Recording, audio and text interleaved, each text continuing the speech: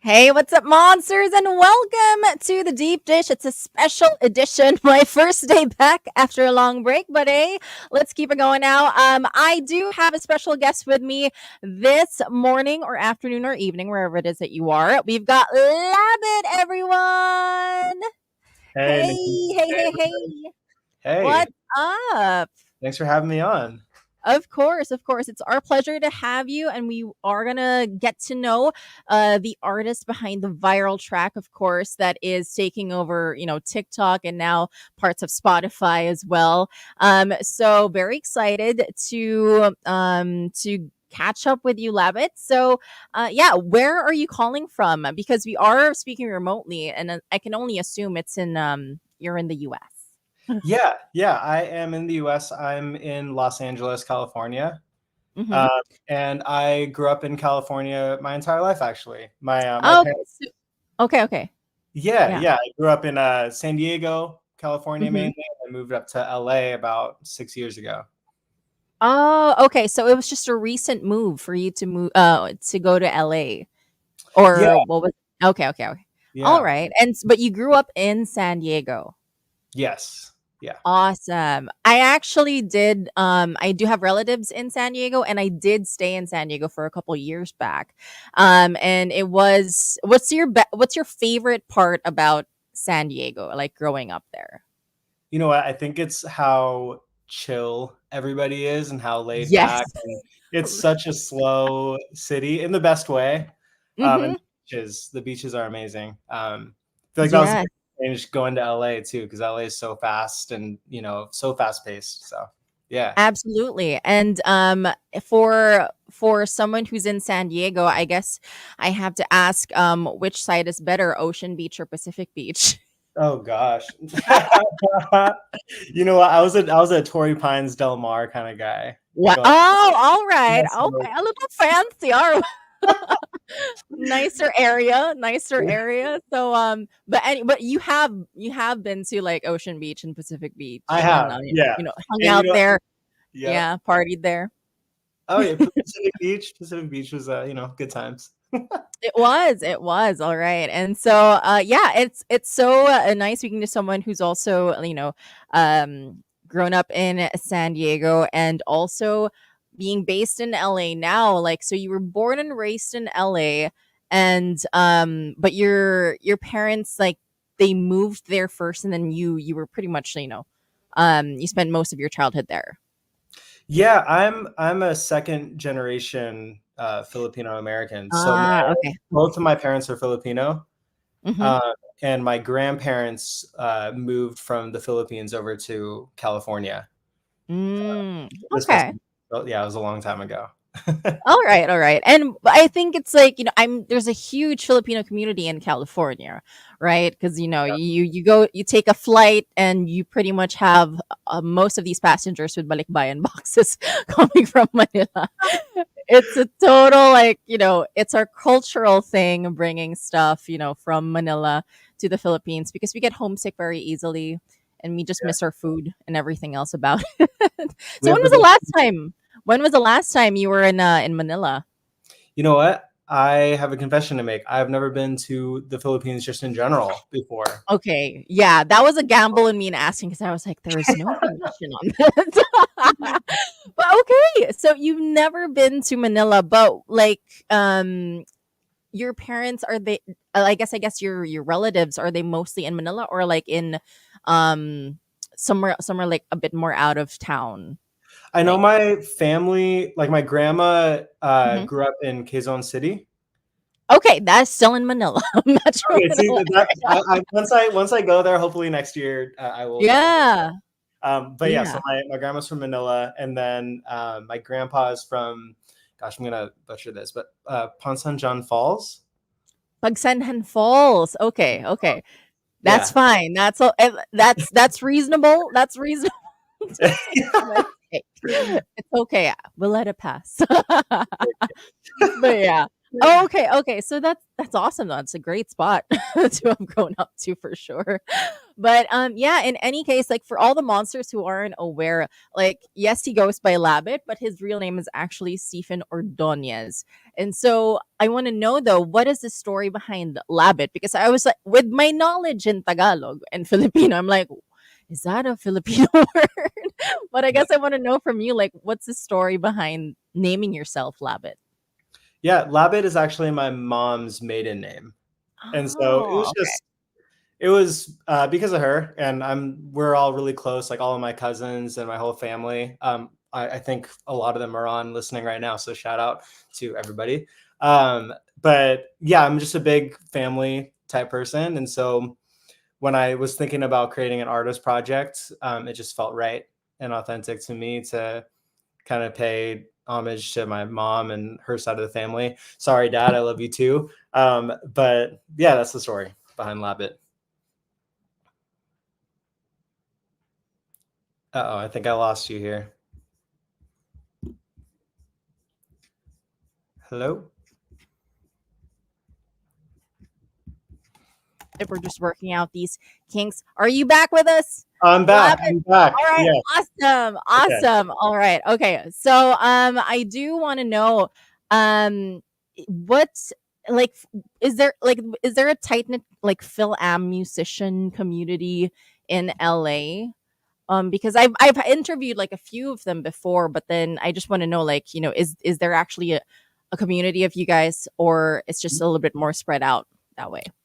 You know what? I feel like it took me a long time to find specifically the Phil M community, Mm-hmm. but now I feel like I'm connecting more to it over the past like 3, 4 months. Uh, Mm.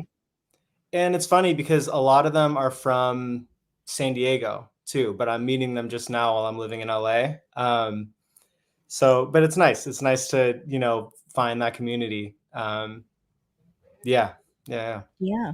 All right. And I think it's like, it's good to know that you're not, at least it's good to know to have that idea that you're not alone oh in yeah. like, in your musical pursuits. And so I want to know also, because you are a multi instrumentalist, you're a singer songwriter, you've also written for other artists.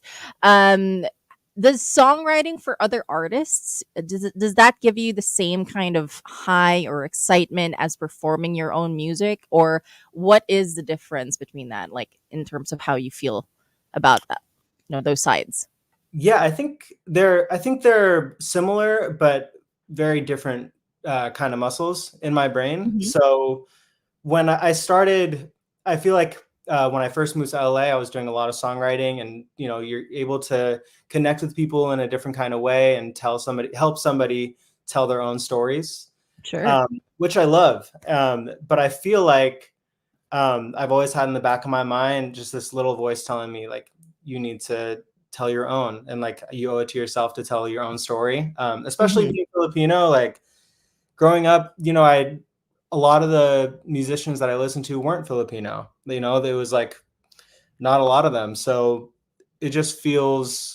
I feel like I was doing a disservice to myself if I didn't pursue my own artist project. So That's yeah. a great start, though. I mean, but also, in terms of writing for other artists, so the process was like was it more of asking them like what they want the song to be about, and then you work from there? And then I also like, so what's that difference with you writing music that now talks about your life, your experiences?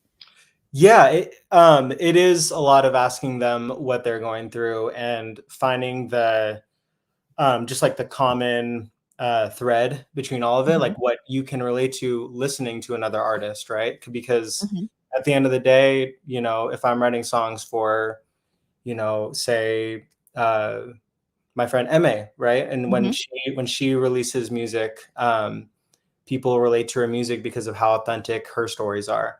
And so when Mm. I'm writing for myself, it is very different because I'm having to pull from my own experiences and what I've experienced growing up and Hmm. relationships, X, Y, and Z. So yeah, it is a different muscle because you have to be a little bit more introspective when you're writing for. Yeah. stuff. And so yeah, but I love it. So it's harder. So you're saying it's harder, a little bit harder for you to write music that's more about yourself than it is to write for other people, for other artists. I think it can be, because you have to be Okay. honest with yourself if you're Yeah. gonna write something that is completely true to you. Hmm. So it And can I be think you scary, can right? also, yeah, and you can also hear the authenticity, or like, you can see, you can hear how honest and raw the lyrics are once an artist does get in touch with the experience that they're having or the emotions that they're feeling too. So yeah, and I think it's a great start for you as Labit, wanting to share your own story too. And it's this track Someday Far Away, it's a testament to that also. So, in case you monsters listening aren't familiar, you probably have heard his songs on TikTok or even some of your Instagram reels. Someday Far Away is trending on TikTok and Spotify in many parts of Asia. So, could you tell us what Someday Far Away is about? Yeah, Someday Far Away. I was coming out of a long distance situationship, if you Mm-hmm. will, Okay. and it's kind of like, I remember the headspace that I was in was just so, like, I was feeling lost, and I was feeling kind of like I just needed some sort of light at the end of the tunnel. Mm-hmm. And I had just ended things with somebody, Mm-hmm. and um, I feel like when you go through a breakup, there's, whether you like it or not, there's always this little voice telling you, like, maybe this isn't the end. Maybe it will work out, and maybe this is just Mm-hmm. um, part of the journey. Um, and so for me, it was my own therapy in telling myself, like, maybe one day it will make sense, or, someday far away, it'll work out for the best. Um, and so I kind of viewed it as that, and then also viewed it as almost like a final letter to that person, and just Mm-hmm. saying, like, maybe this is for the best, whether it means that we'll be together again or not. And that's just kind of the headspace I was in, and I just had no idea that it would have the response that it's had to this day. So yeah, it's mind blowing. Yeah, because you're combining two very powerful and very popular, I guess, topics in love and relationships, which is long distance Yeah, and situationships. And yeah, so if you put that together, I can only imagine what you went yeah, through. yeah. Yeah. The So clarity is not there.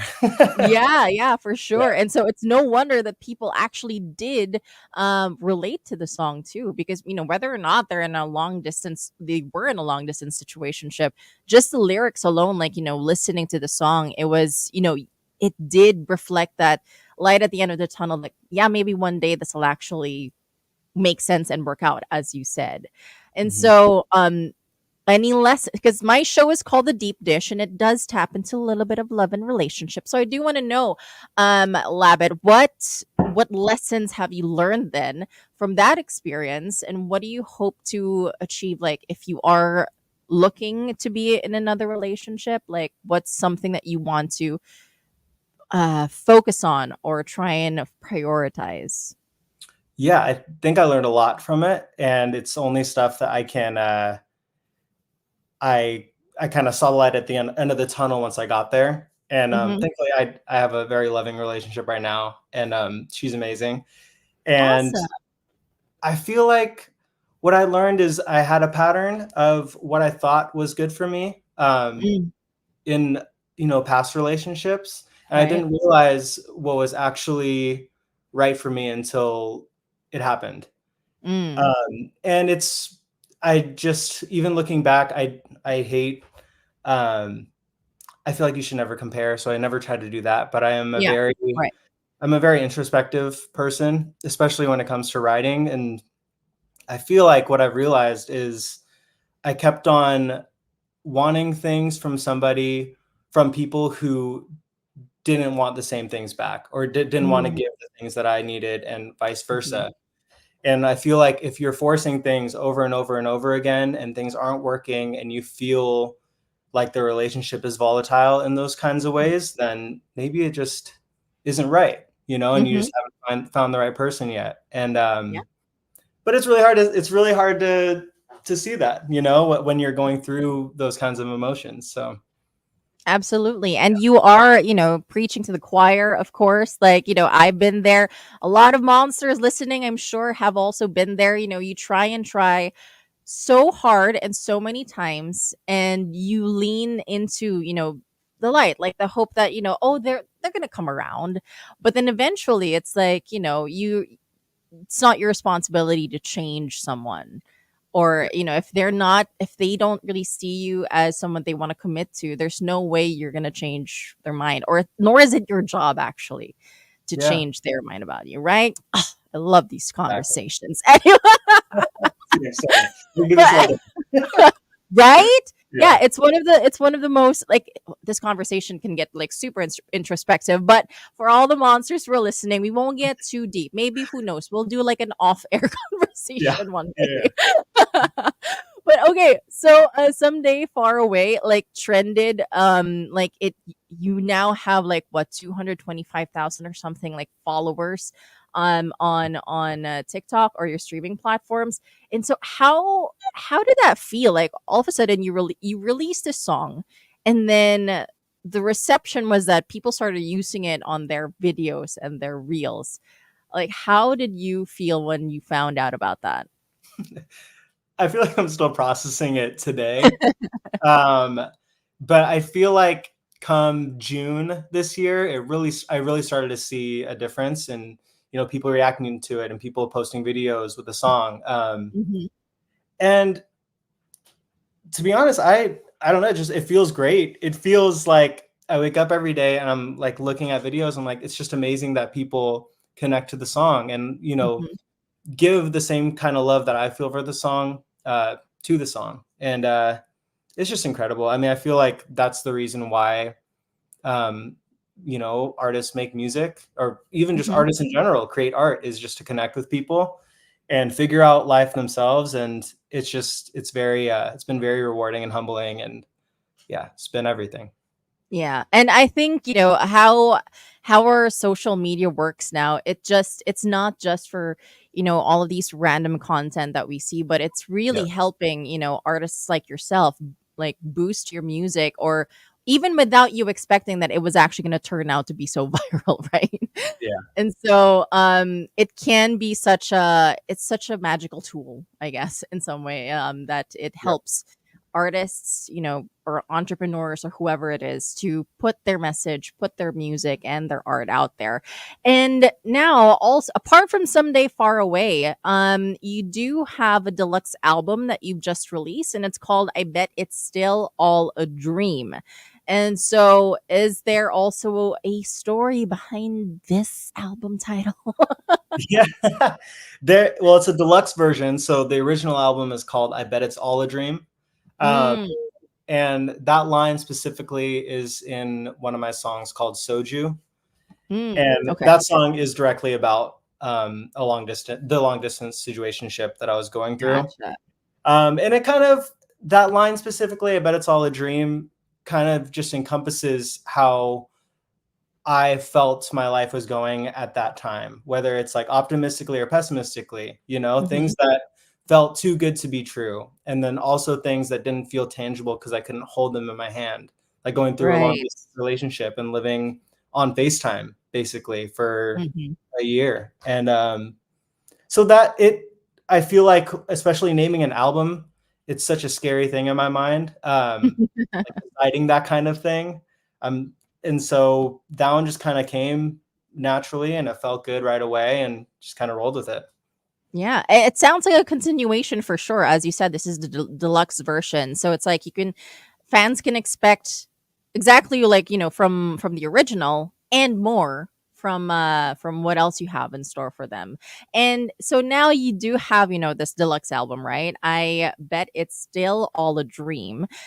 Could we pray, wish, expect, a concert from you probably next year or in the near future? What can you say about that, at least? I mean, we kind of found out like 10 minutes ago that I've never been to the Philippines, so I think it's about time.